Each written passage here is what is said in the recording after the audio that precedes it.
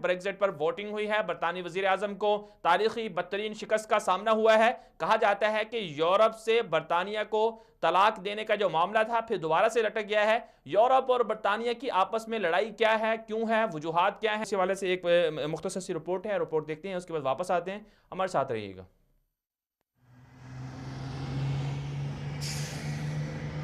برطانیہ کی یورپ سے طلاق۔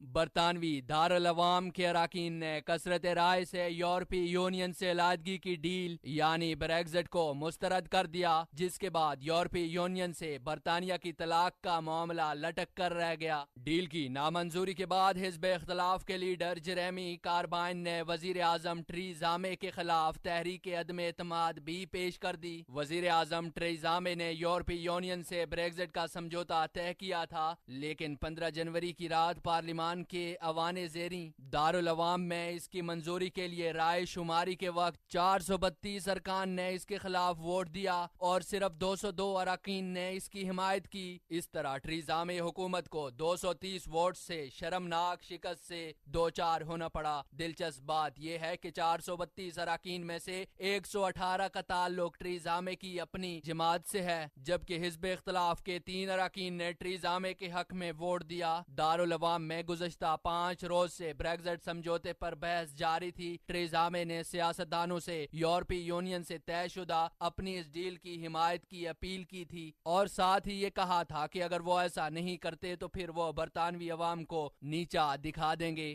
برطانیہ میں حزب اختلاف کے لیڈر کا کہنا ہے کہ 1920 کے بعد پارلیمان میں کسی بھی جماعت کے لیے یہ سب سے بڑی شکست ہے اور حکومت دوسری جماعتوں سے رجوع کرنے میں مسلسل ناکام رہی ہے۔ وزیر اعظم ٹریزا مے نے دارالعوام میں اپنی حکومت کی تاریخی شکست کے بعد گفتگو کرتے ہوئے کہا کہ رائے شماری کا نتیجہ ہمیں یہ تو بتاتا ہے کہ پارلیمان کے اراکین ڈیل کو نہیں چاہتے، لیکن وہ یہ نہیں بتاتا کہ وہ کیا چاہتے ہیں۔ ان کا کہنا تھا کہ وہ حزب اختلاف کی جماعتوں کے ساتھ بریگزٹ کے متبادل حکمت عملی کے بارے میں تبادلہ خیال کریں گے اور اس کے بعد ایک مرتبہ پھر یورپی یونین کے پاس جائیں گے۔ دوسری جانب یورپی یونین کی جانب سے خوشی کا اظہار کیا جا رہا ہے۔ یورپی کونسل کے سربراہ ڈونلڈ ٹسک نے کہا کہ معاہدے کی منظوری میں ناکامی کے بعد برطانیہ کو اب یورپی یونین میں رہنا چاہیے۔